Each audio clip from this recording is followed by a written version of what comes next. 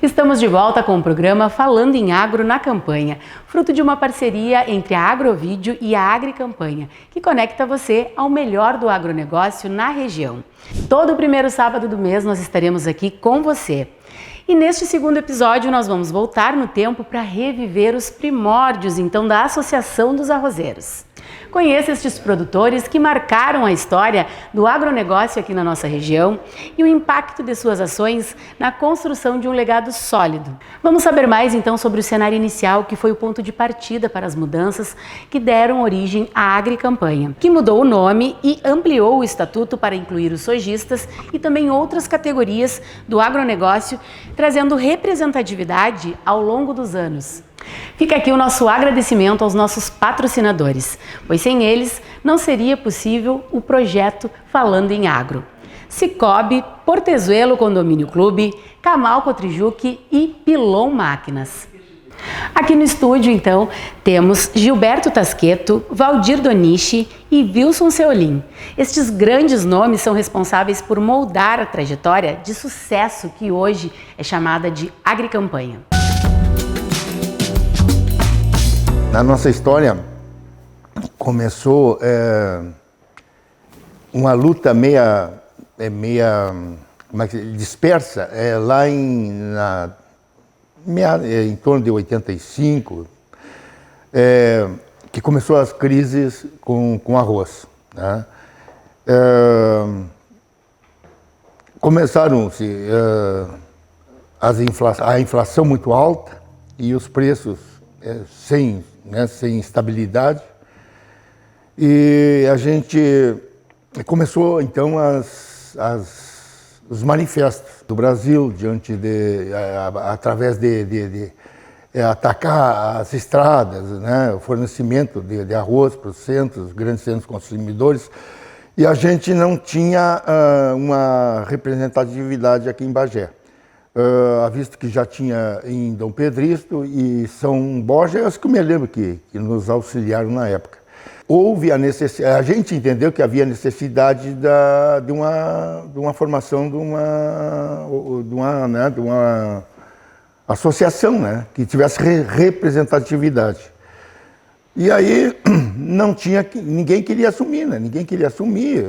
Um tinha compromisso, o outro porque não podia, já tinha idade, não sei o quê. E aí essa classe entendeu, me apontaram o dedo e me indicaram que eu deveria ser o presidente. E depois de muita resistência, acabei aceitando. Só que a gente não tinha preparo, né? A gente vinha lá do meio da lavoura, né?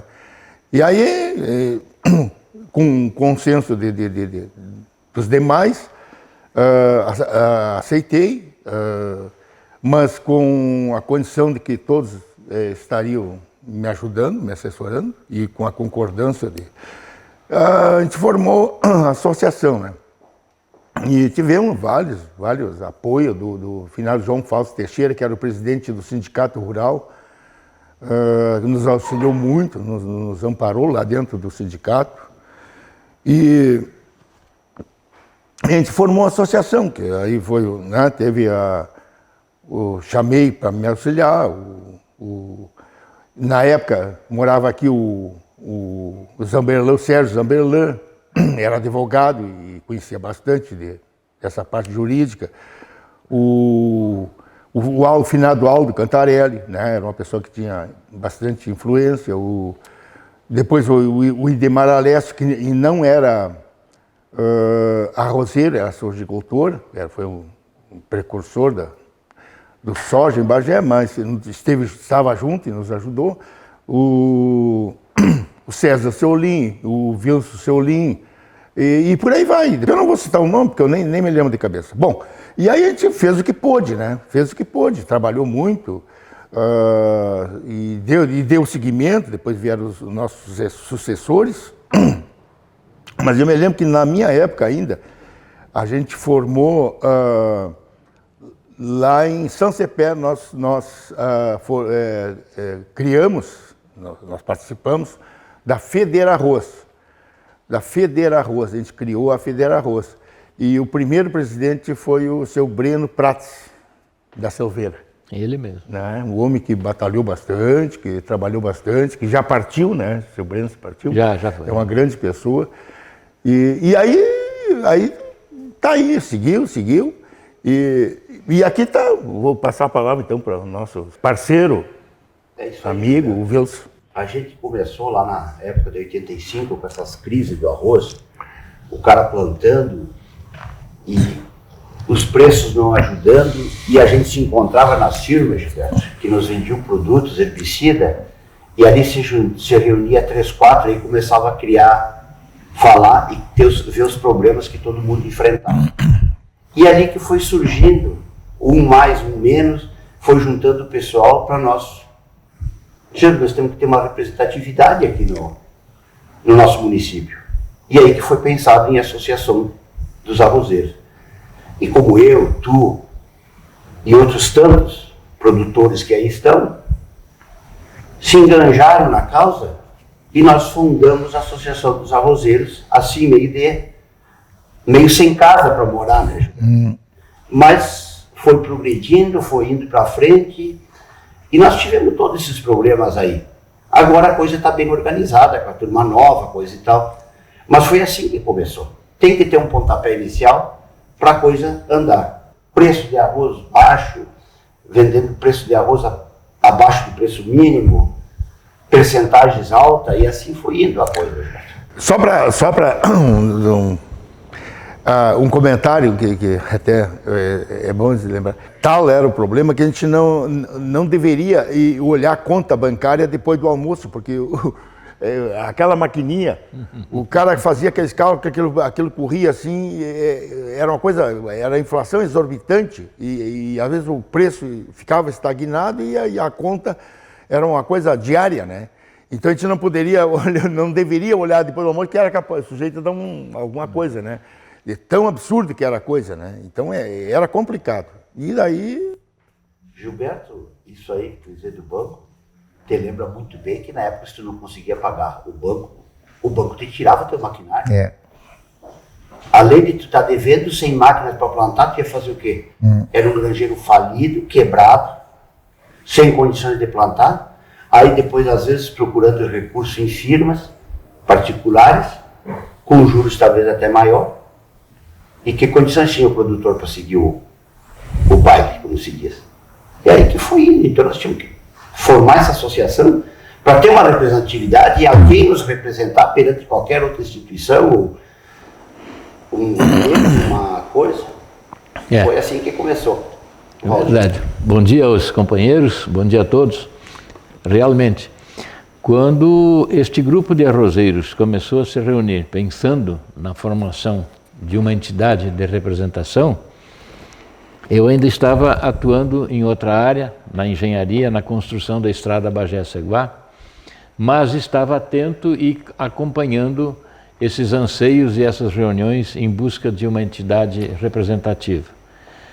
Logo em seguida nos unimos e quando surgiu, exatamente num momento de bastante dificuldade para todos os arrozeiros, bom, então essa primeira diretoria foi acompanhada por todos com bastante interesse, porque finalmente os produtores tinham uma representação, tinham uma entidade que os representava. Com certeza, de início, como disse muito bem o Gilberto, o Sindicato Rural foi importante no apoio, a Associação Rural foi importante também.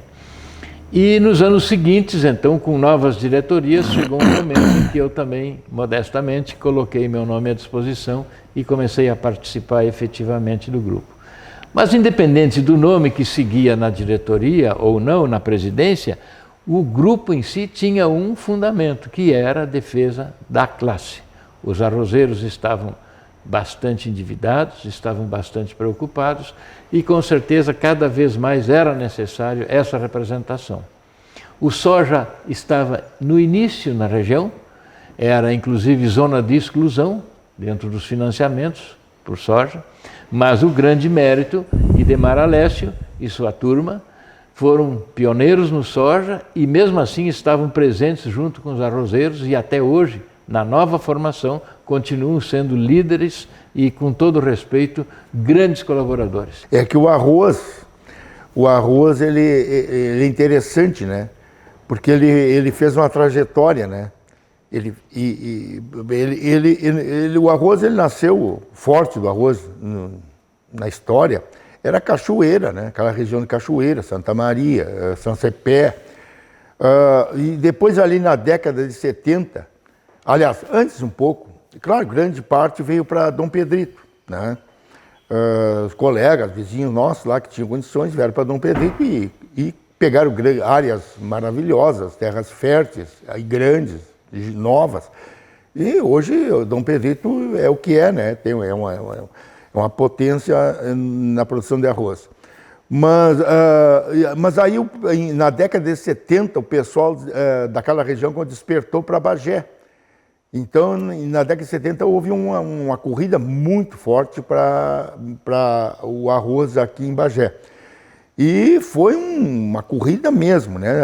Desbravaram as terras planas de Bagé. Olha aquele jaguarão lá mesmo, aqueles banhadais lá. Não tinha lugar, o pessoal entrava direto no arroz. E foi uma época boa. Depois, lá para os anos 80, para adiante, na década, o pessoal começou a ficar bom no Uruguai. Bagé, no Brasil começou a esfriar. Aí o pessoal debandou para o Uruguai. Foi uma invasão de arrozeiros no Uruguai. Muito forte, muito forte, né? O Uruguai foi, né? Depois você passou talvez uma década, um pouco mais, lá também começou a ficar ruim. Aí o pessoal começou a ir para, muita gente foi para Tocantins, né? Tocantins, né? O centro do país. Então foi uma corrida para aquela região. Eu me lembro que passavam vídeos mostrando como é que era, como é que funcionava. E então foi depois disso, até hoje permanece o Paraguai, né? O Paraguai hoje é uma nova área, região. Uma nova fronteira que está se abrindo. Grandes atrativos. Grandes atrativos, muitos dos nossos produtores estão lá hoje, colegas nossos. Mas é lógico, né? O Paraguai, o custo, todo mundo sabe que o custo lá no Paraguai é infinitamente menor.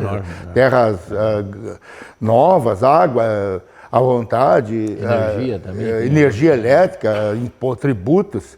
E é um nosso concorrente porque hoje com o Mercosul eles metem esse arroz direto para cá. Então é um concorrente, né, direto nosso. Então, o arroz, e diga-se, eu quero deixar registrado uma coisa que eu sempre digo para meus colegas. O arroz, tem gente que critica o arroz, eu não critico o arroz, o cereal arroz. O arroz é uma planta maravilhosa, segura, né? Eu critico a política, porque o governo só está preocupado em derrubar preço, porque tem arroz barato, mas o governo nunca se preocupou em custo, né? Ninguém se preocupa com o custo do arroz, ele se preocupa com derrubar preço, ele quer derrubar preço, não interessa se o produtor vai quebrar, né, não interessa, ele só quer derrubar preço. Então qualquer criança sabe que não existe negócio nenhum que não viva sem rentabilidade, né? Justamente, inclusive cada vez que nós aqui chegávamos num valor compatível com os custos, ou seja, que sobrava alguma margem para o produtor, o governo vai lá e libera a importação.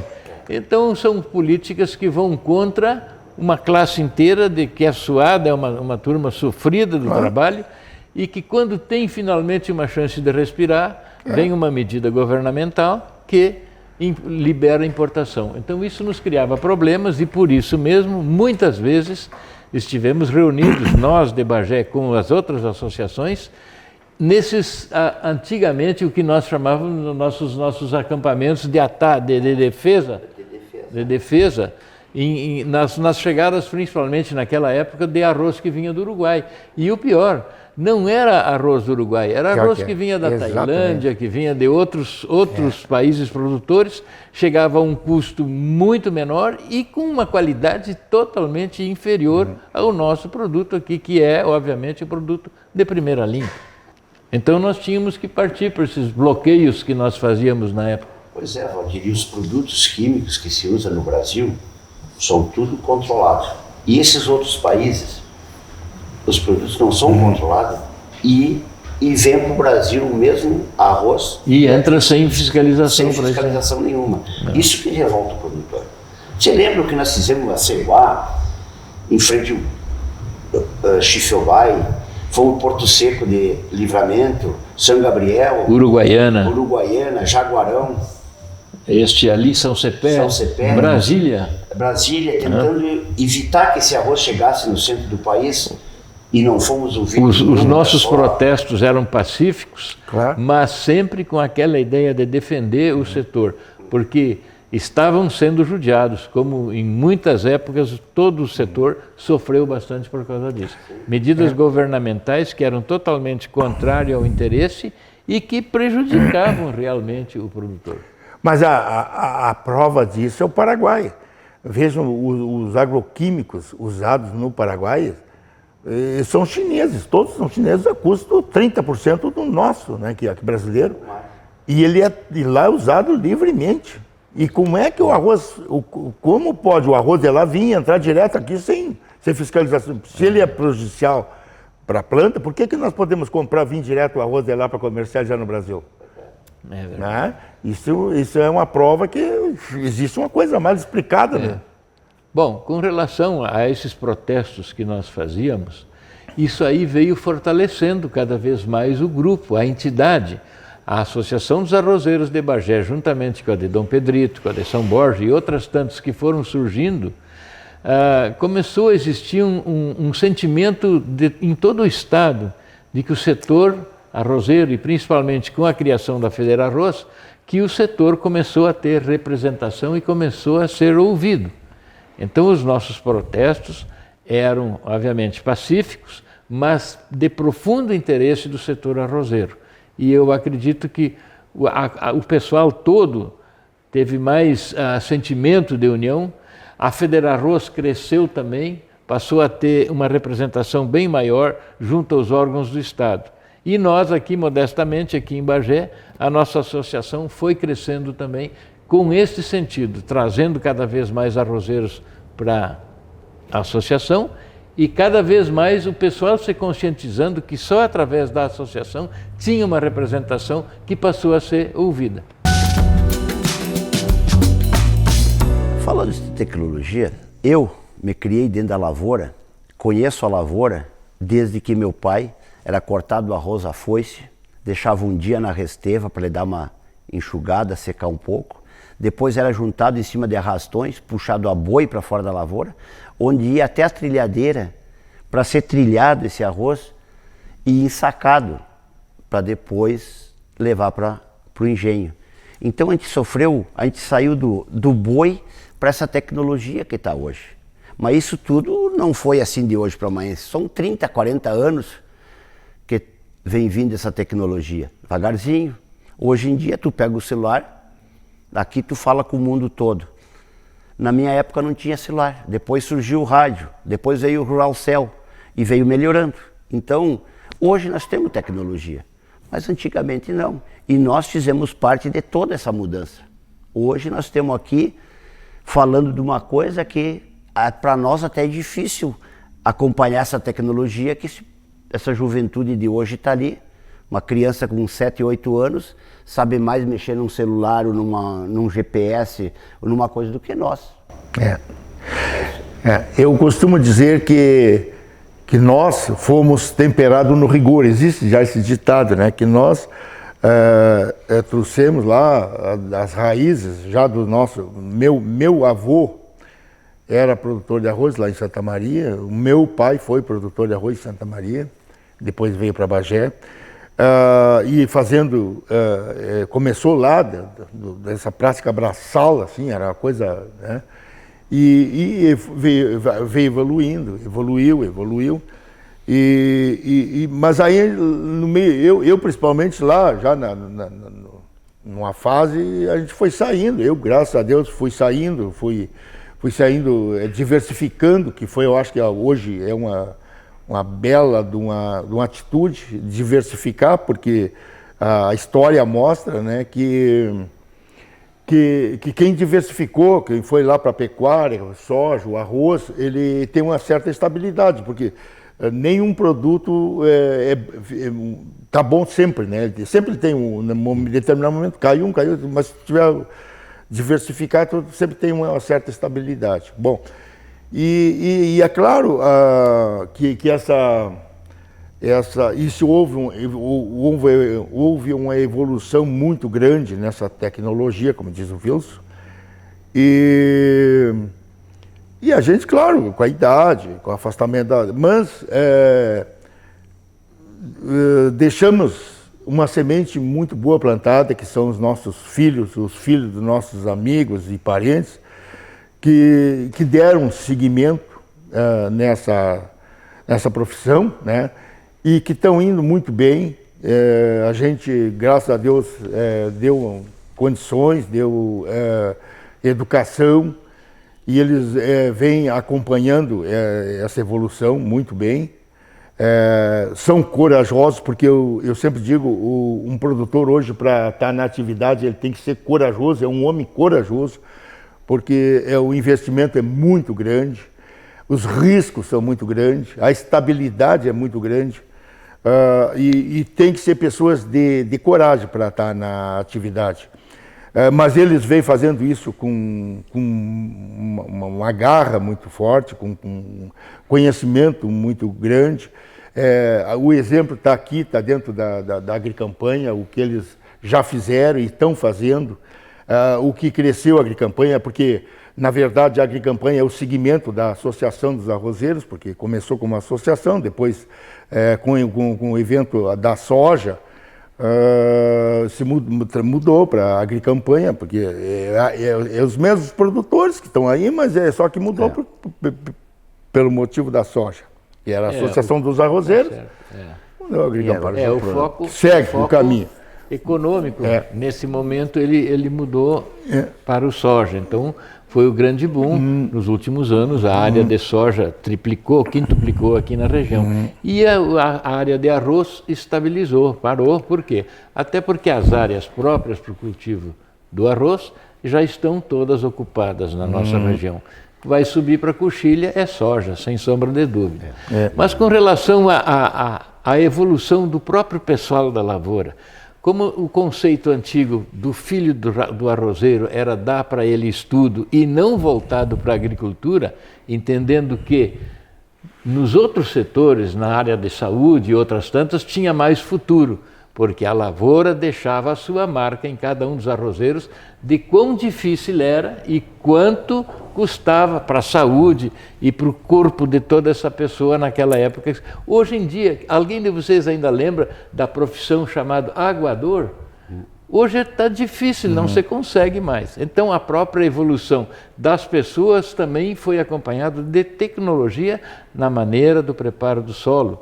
Hoje em dia as lavouras estão sistematizadas, o serviço do aguador, que era tão árduo, que passava da manhã à noite com os pés dentro d'água, trabalhando, conduzindo a água na lavoura, está deixando de existir por conta de sistematização de áreas, diminuindo assim a presença e a necessidade dele.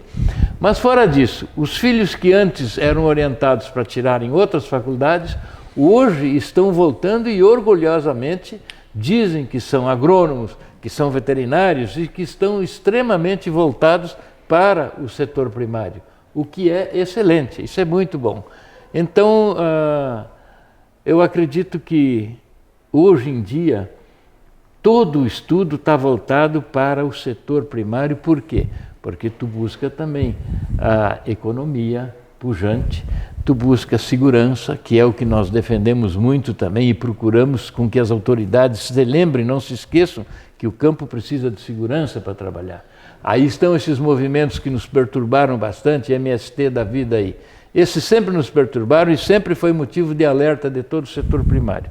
Agora, há pouco tempo, tivemos um exemplo aqui no município vizinho, houve uma invasão, mas por sorte e por bom senso saíram no outro dia, evitando um conflito maior. Não é o que nós queremos paz no campo, segurança, nós precisamos trabalhar em paz e que a política do governo não nos atrapalhe. Isso já é de bom alvitre.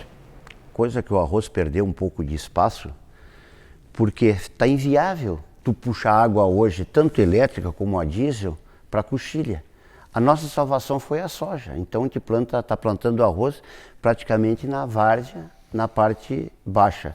E a soja na coxilha que vem se destacando. Só que nós temos aqui em Bagé um solo mais pesado. Olha o que está acontecendo esse ano. Essa chuva pesada, o pessoal replantando as lavouras tudo. Por quê?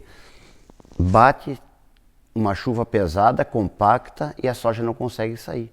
Na serra não tem problema de replante de lavoura. Porque se choveu 70, 80 milímetros, a água infiltra e aqui o nosso solo forma uma bacia, como se diz. Enche d'água ali e custa para baixar e dá essas doenças de excesso de umidade, que é fitófora, coisa e tal. Às vezes a soja germina e morre. Então a soja está sendo um alívio para nós, em partes, mas vem nos judiando. Economicamente é a cultura do momento. O soja já teve picos maiores de valor, mas os valores do soja de venda, de comercialização diminuíram, mas os custos não pararam de aumentar. Então as margens vão diminuindo cada vez mais e isso também é preocupante. Mas com certeza nós achamos que o setor primário ainda é a alavanca da nação. Com certeza é. Então vamos seguir acreditando no setor porque vale a pena. Ele é agregador, ele dá oportunidade de trabalho, dá oportunidade de renda, porque em alguns momentos a gente consegue suspirar, tendo uma renda, alguma folga, uma margenzinha melhor. Está acontecendo com a soja o que aconteceu com o arroz há 30 anos atrás, Gilberto. O arroz chegamos a pagar 30%, 35% ou até mais de percentagem. E a soja aqui começou com percentual, hoje passaram para o fixo e está ficando uns preços exorbitantes. O produtor não está aguentando esses 10, 12 sacos fixos aí. Com esse preço que está e os insumos, como o Valdir falou, os insumos não baixaram, os insumos seguem subindo. Então esses arrendamentos de soja está ficando pesado para o produtor. Mas temos que encontrar uma solução. Inclusive o Dr. Gideão, uma vez numa reunião da Rural, levantou isso aí e disse que ele, como produtor e proprietário, não tinha produtor que aguentasse pagar 35%. E ele optou em torno de 18, 20% água puxada e até 22, 23% água natural. Isso ele falou muito bem. Na verdade, o Gideão levantou essa bandeira e foi um dos batalhadores nessa causa na época e realmente funcionou. Baixou os preços, as percentagens e hoje ficou no patamar aceitável. Mas voltando naquilo que tu falou, no soja, eu acho que, eu sempre defendi essa tese, né? O produtor, ele tem que balancear, a gente que já tem toda a história dessa como produtor rural, eu já fiz vários cursinhos, assisti palestras. O produtor nunca deve de colocar todos os ovos num cesto só, né? E por isso a diversificação, né? Eu acho que o produtor ele deve diversificar. Eu sempre aconselhei meus colegas a fazer uma pecuáriazinha, ter alguma coisa, uma alternativa, não só ficar na monocultura, né? Porque é isso que acontece, uma hora cai, uma hora oferta demais, cai preço, sim, importação, não sei o quê, ou seca, e o arroz, queira ou não queira, é um dos produtos mais estável, mais seguro aqui na região. Bom, e falando na agricampanha, vamos dar um pouquinho mais a agricampanha, hoje, eu que me parece, né, hoje essa gurizada nova que está aí, gurizada, porque para nós, nossos filhos, sempre vão ser criança, né? Mas a gente se sente orgulhoso por essa turma que está aí, são muito participativos, né? São pegos junto. As mulheres vieram para dentro da agricampanha, que eu acho que é uma coisa que foi muito importante, porque hoje a mulher tá forte junto no agronegócio, ela tá entrando de cabeça junto, dando exemplos de liderança, e uma conjuntura que está havendo, já com ideias novas, trazendo a juventude da cidade para dentro, para conhecer, para introduzir. Isso que eu acompanhei a Raquel um evento lá em São Paulo, no Instituto Nashimura, lá em Pompeia. E aí a gente entende porque São Paulo é São Paulo, né? São Paulo os caras caminham na frente, né? Os caras já têm esse instituto lá, prepara a mão de obra, leva a criança lá para dentro e sai formado, conhecendo tudo sobre tecnologia, sobre tudo, né? E depois nós andamos na Copercitos, mais adiante, Barretos, o pessoal leva a juventude para conhecer, para mostrar como é que funciona. Isso e aqui está sendo feito, graças a Deus, começando aí esses eventos que estão se fazendo sobre trazer já está caminhando forte aí esse de olho no material escolar. Agora a Raquel aí com esse Cooper Connect, aí formação de jovens, as mulheres mostrando, levando a gurizada para o campo. Isso é uma evolução, isso aí é uma coisa que vai mudando o conceito, porque existia um distanciamento entre o homem da cidade e da campanha, né?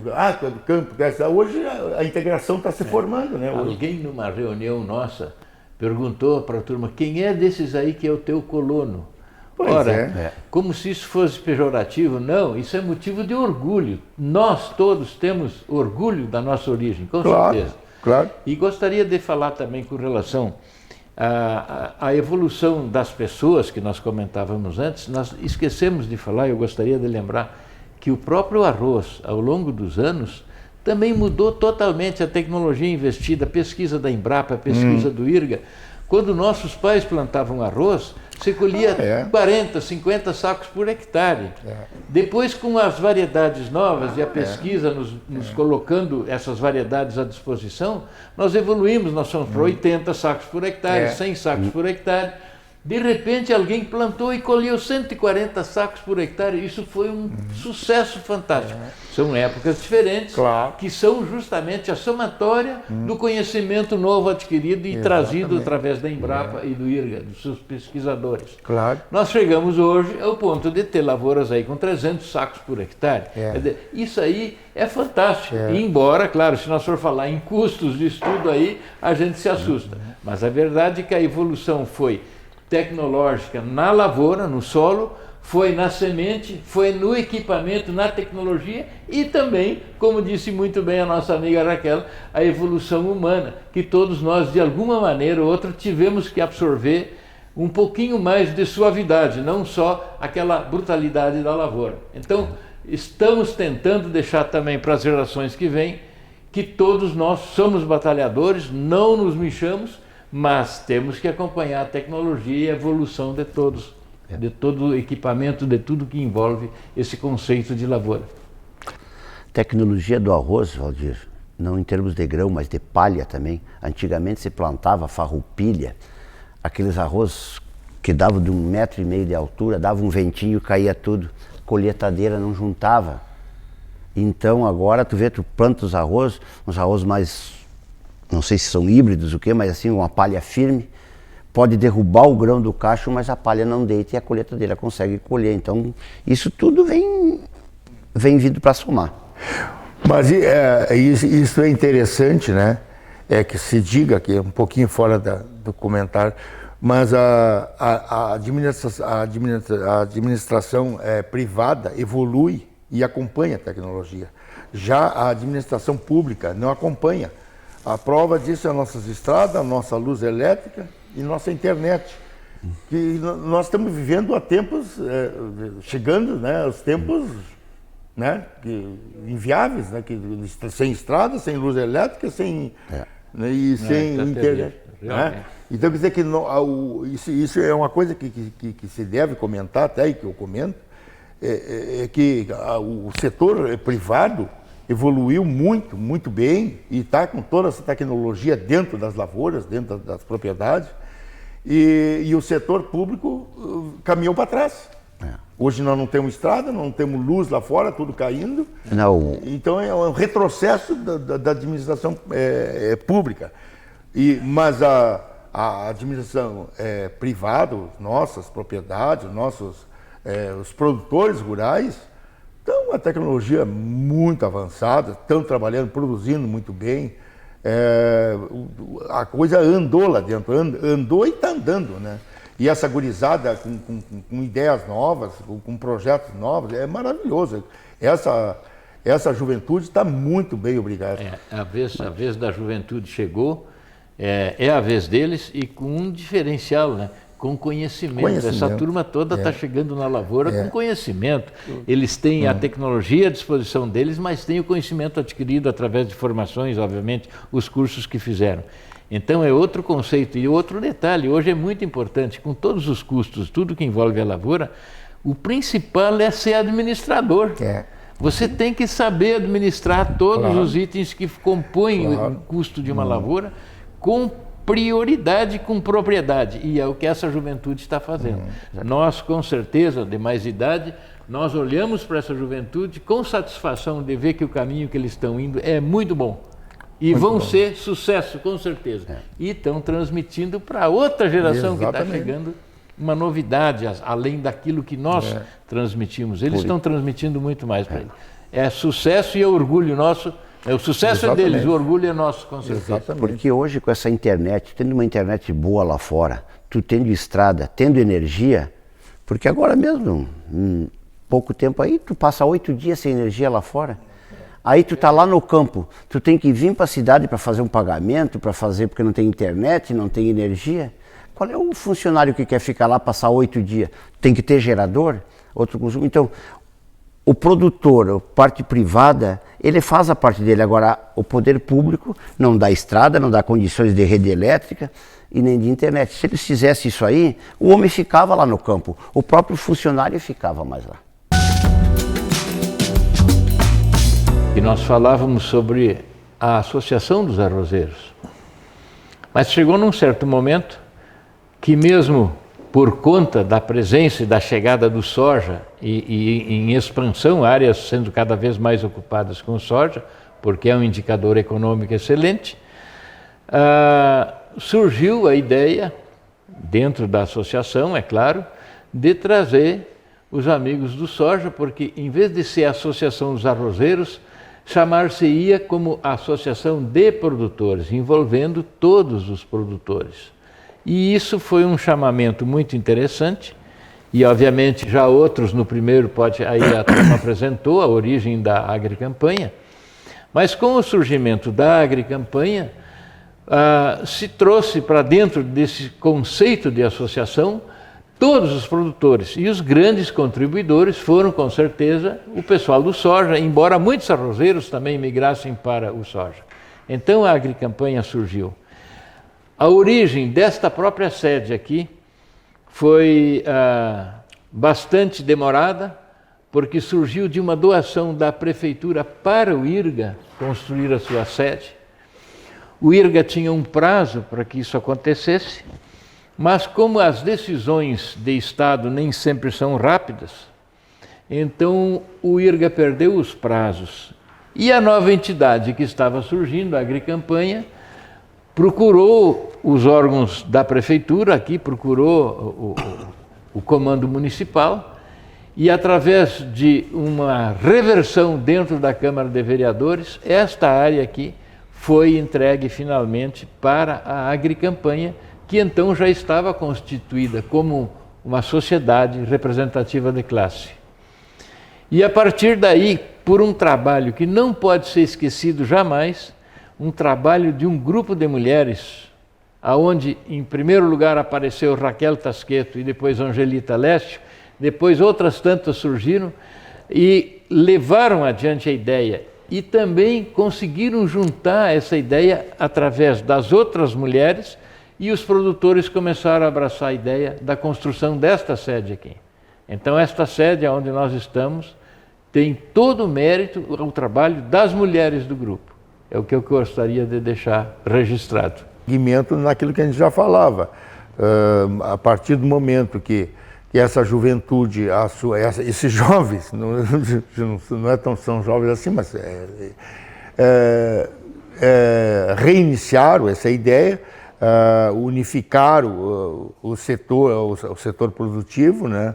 As mulheres pegaram muito forte, com conhecimento, com experiência, com abrangência em todas as áreas, evoluíram e estão evoluindo muito, e trazendo novas ideias. Eu acho que o importante é que estão trazendo novas ideias, né?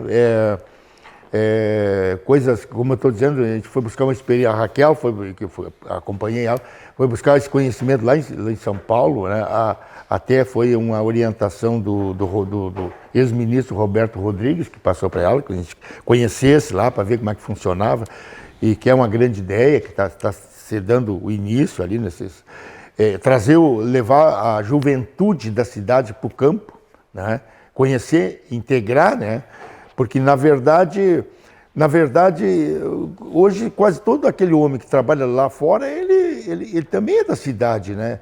Porque aquele funcionário lá que está lá fora, ele tem casa na cidade, ele tem os filhos estudando na cidade, nós temos casa na cidade, nós não moramos. Hoje, dificilmente alguém que mora em definitivo no campo. Ele está lá, ele trabalha, né? E ele vem, ele tem casa na cidade, os filhos, a esposa está aqui. Então, é uma integração, e essa integração, ela tende a ser no futuro cada vez mais forte, né? É uma integração de gente da cidade que está lá fora, e de gente que está lá fora que está na cidade, né? Então, e isso deve seguir, não tem problema nenhum, acho que é muito bom, porque hoje, como o Valdir, a gente falava, hoje tem tecnologia. Um exemplo disso é que, por exemplo, o marido da Raquel, o Felipe, ele contrata a máquina para colher, que vem lá do Paraná. E uma das operadoras de uma dessas máquinas é a esposa do proprietário. Ela vem ali, ela mora num trailer. Só para você ter uma ideia da tecnologia que está hoje. A esposa do proprietário é a operadora da máquina. Ela tem duas faculdades. E ela abandonou, ela só vem operar a máquina, que diz que é mais rentável.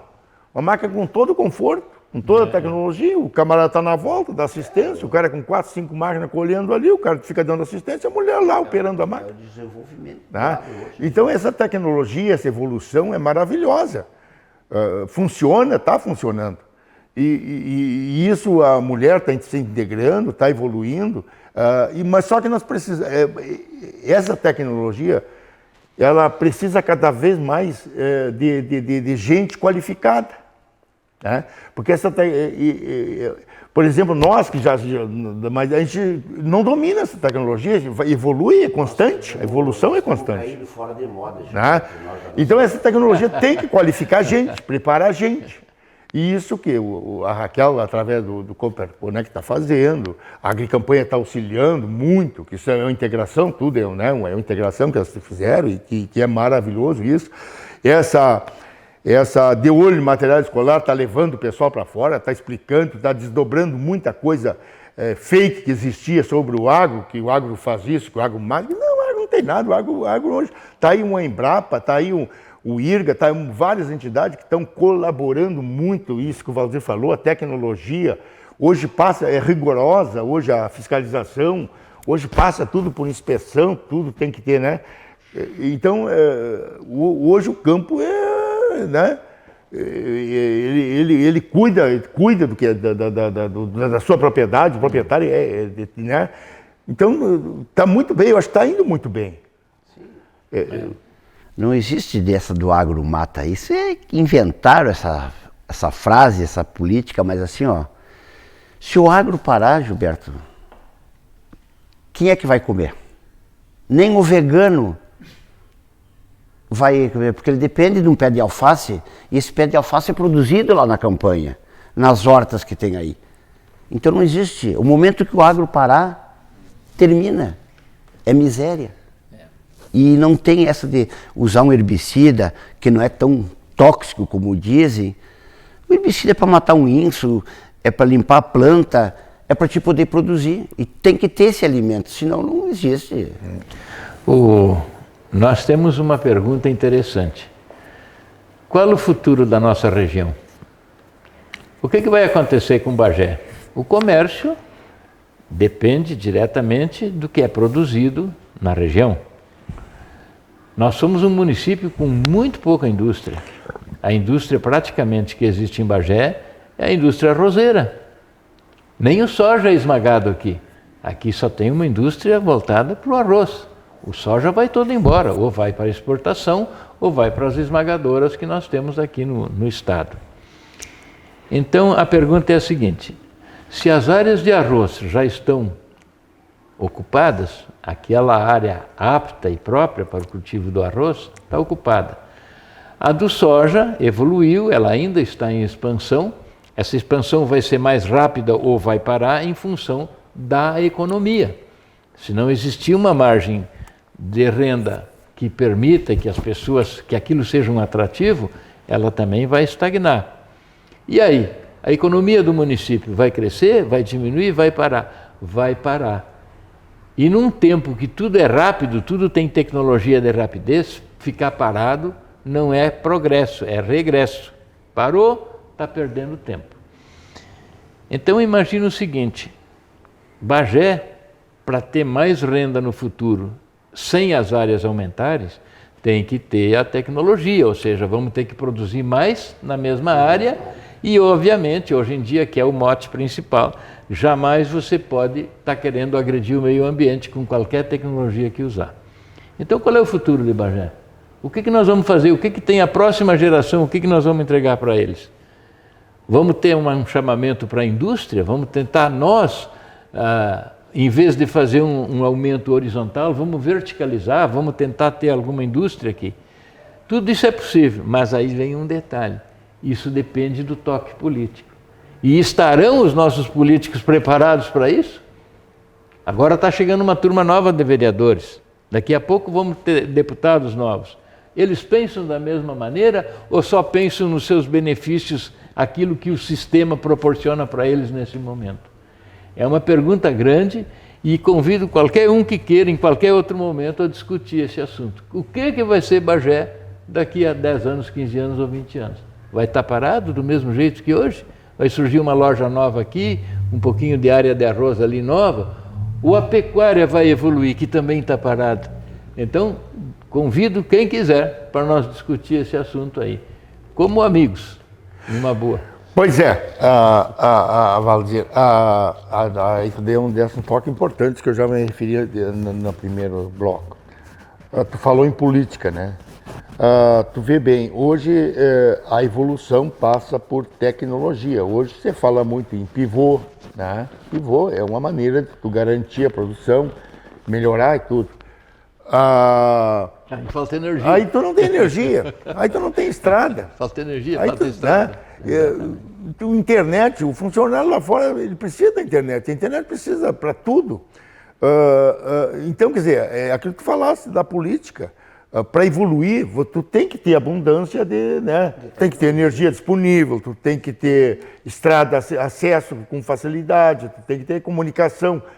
Então, quer dizer que, infelizmente, eu acredito que nós temos, o nosso produtor está preparado, nós temos áreas excelentes, a fertilidade do solo é maravilhosa aqui em Bagé, é incomparável, né? Nosso problema aqui é clima. E daí a instabilidade na produção do soja, né? Porque o arroz, tu tendo água, que a gente falou, o arroz é seguro porque tu tem água, então a água tu tem produção. A pecuária, ela sobrevive, claro que pode melhorar, mas o soja é difícil, o soja não tem o que fazer se tu não tiver a alternativa da irrigação. Mas aí tu vai passar pela disponibilidade da energia elétrica, de estrada, essas coisas tudo, né? Então, os órgãos, as políticas públicas, eles têm que dar uma olhada nisso aí, né? Porque o setor privado está fazendo a sua parte. Né? Olha o que já melhorou, cresceu o Bagé, tu sai aí, tu olha as armazenagens que se criaram aqui, o que a soja trouxe para Bagé, o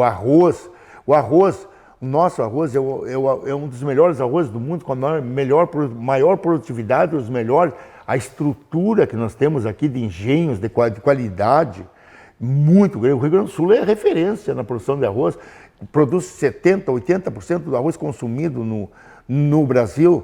Então, isso é exemplo, né?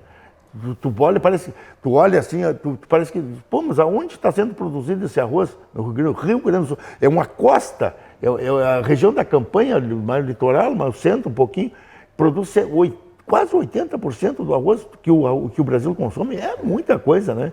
E com segurança, né? Então, quer dizer, e isso ninguém olha, ninguém comenta, pô, passa despercebido. E as nossas indústrias atuando com eficiência, muito bem, né? Então, quer dizer, nós temos tudo para deslanchar aqui no Rio Grande do Sul, já, né? Mas, infelizmente, os órgãos públicos essa parte eles não olham. E com essa tecnologia hoje, Gilberto, a pecuária também desenvolveu bastante, porque antigamente tu levava 3, 4 anos para engordar um boi e ficar com 500 quilos. Hoje boi com 2 anos, em cima de uma pastagem de inverno, sai da pastagem de inverno, entra para a pastagem de verão, com 2 anos o terneiro já está um boi de 450 quilos ou 500 quilos. Então a coisa anda, mas tem que ter tecnologia, tem que ter pastagem, tem que ter, como diz outra, a melhor raça entra pela boca, né? Hoje já não existe essa distinção pecuarista, arrozeiro, sojicultor. Hoje todos nós temos pecuária, temos arroz e temos soja nas propriedades. Somos produtores. Claro, houve uma integração, hoje já não existe essa distinção. Então todos nós produzimos, né? É aquilo que a gente fez, diversificou, né? Que é bacana e que isso é uma coisa muito boa. E podemos melhorar muito ainda. Mas nós precisamos de respaldo. A princípio, claro, fizemos um retrospecto da nossa história, né? E nós fizemos lá o começo e o meio, e o fim ainda não chegamos, mas com o começo e o meio nós estamos aqui. E ficamos desejando que esse futuro seja muito promissor, que esses jovens sigam com essa garra que eles estão tendo, com essa união, e que as colheitas sejam muito boas e que nós aqui já da quase terceira geração, tenhamos saúde, muita saúde, que sigamos sempre unidos, amigos, que nossas famílias, nossos amigos, e que Bagé prospere e que seja exemplo em todos os sentidos aqui para o Rio Grande do Sul. Era isso, pessoal. Muito bem. Eu só gostaria de lembrar que no tempo da Associação dos Arrozeiros, o grupo de fé girava em torno de 30, 35, 40 pessoas. Hoje, com o sucesso da Agricampanha e mais uma vez lembrando o empenho de todos, nós temos tranquilamente mais de 200 pessoas ativas e o número de empresas que está junto na Agricampanha merece todo o nosso respeito também. Então é sinal de que o trabalho dessas meninas está tendo sucesso. E falando em sucesso, obviamente, é o que se deseja para o ano de 2025 para todos os produtores, sócios da Agricampanha, para as empresas e todas as famílias, um grande ano de 2025, que as lavouras tenham sucesso, que cubra as expectativas e que realmente traga retorno financeiro e bem-estar e saúde para todos. Um grande abraço, saúde para todos os produtores da região. É isso aí, Valdir.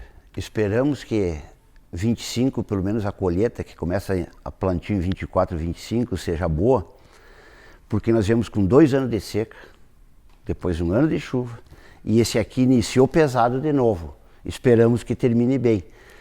Mas com certeza 25 vai ser um ano melhor e de repente dê vários anos bons aí para o agronegócio. E vamos esperar que dê tudo certo aí para a agricultura.